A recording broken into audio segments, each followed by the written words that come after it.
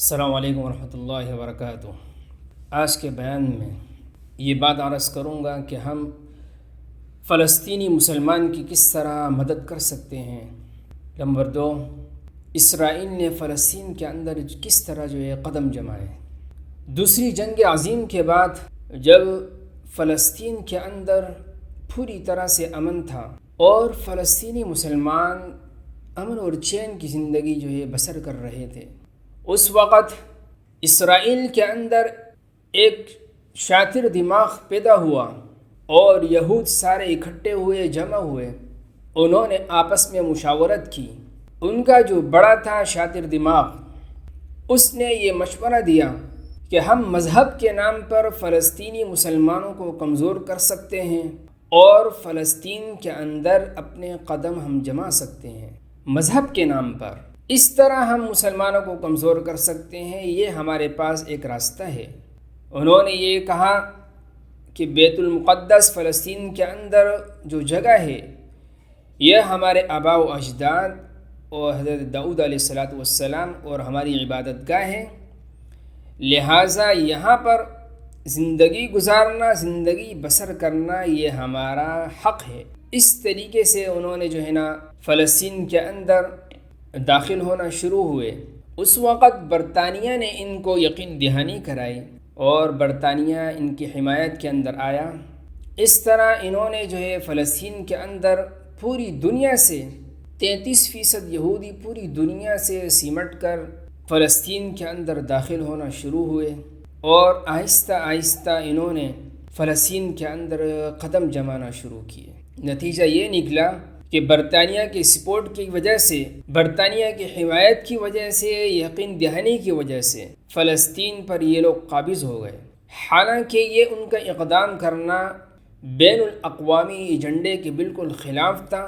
کسی بھی کنٹری کے اندر اس کی اجازت کے بغیر قدم رکھنا، ان کی اجازت کے بغیر داخل ہونا، یہ بات پوری دنیا جانتی ہے۔ یہ بات پوری دنیا جانتی ہے کہ اس طرح کی حرکت کرنا، اس طرح کی کوشش کرنا، پسپا کرنے کی کوشش کرنا اور اپنے آپ کو وہاں پر بسانے کی کوشش کرنا، یہ بین الاقوامی ایجنڈے کے بالکل خلاف ہے۔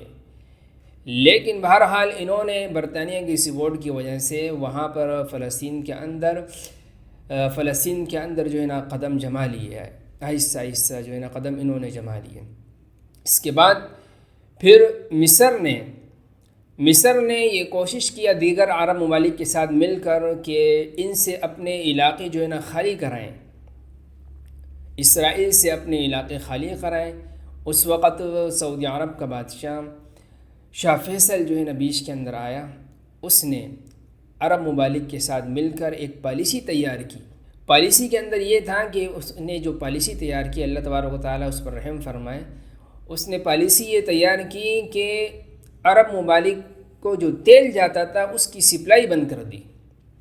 اس سپلائی بند کرنے کی وجہ سے نتیجہ یہ نکلا، برطانیہ یہ کمزور امریکہ کمزور ہو گیا،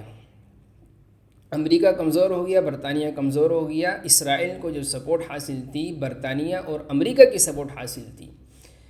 برطانیہ اور امریکہ کی سپورٹ کی وجہ سے اسرائیل پاورفل ہوا تھا۔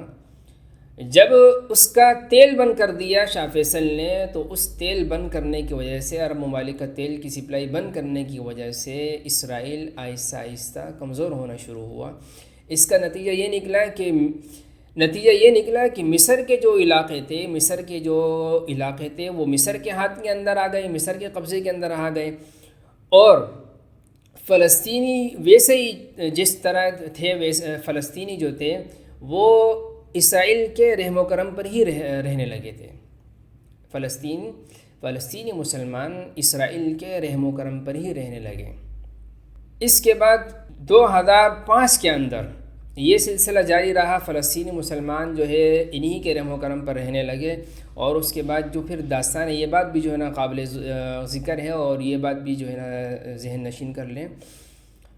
اس کے بعد جو پھر تاریخ کے اندر جو بات رقم ہے، فلسطینی مسلمانوں پر ان لوگوں نے، جب یہ لوگ قابض ہو چکے تھے، ان لوگوں نے فلسطینی مسلمانوں پر جو ظلم ڈھائے تھے، اور اس وقت رپورٹ آنا اور اس وقت جو ہے نا رپورٹ دنیا کے سامنے پیش کرنا ایک بہت بڑا مشکل کام تھا، لیکن جو رپورٹیں دنیا کے سامنے پیش آ رہی تھی، جو رپورٹ آ رہی تھی، اس کے اندر بھی جو ظلم و ستم دکھلائے گئے تھے، وہ ظلم و ستم بھی ایسے تھے کہ انسان کی آنکھیں جو ہے نا دنگ رہ جاتی ہیں۔ عجیب قسم کے جو ہے نا انہوں نے ظلم و ستم کیے تھے۔ 2005 کے اندر اسرائیل فلسطینی تنظیموں کی حملوں کی وجہ سے فلسطین کے اندر مختلف تنظیمیں پیدا ہوئی تھیں، بہت تنظیمیں پیدا ہوئیں فلسطین کے اندر، جنگی تنظیمیں۔ ان جنگی تنظیموں نے کے حملوں کی وجہ سے اسرائیل پر انہوں نے خوب دبا کر حملے کیے، خوب حملے کیے۔ حماس ان کے ساتھ تھا۔ ان حملوں کی وجہ سے اسرائیل کو فلسطین سے جو ہے نا بھاگنا پڑا، اور بھاگنے پر وہ لوگ مجبور ہو گئے 2005 کے اندر۔ اس طرح پھر فلسطینی مسلمان الحمدللہ فلسطینی مسلمان پھر یہود کے اسرائیل کے چنگل سے نکل گئے تھے۔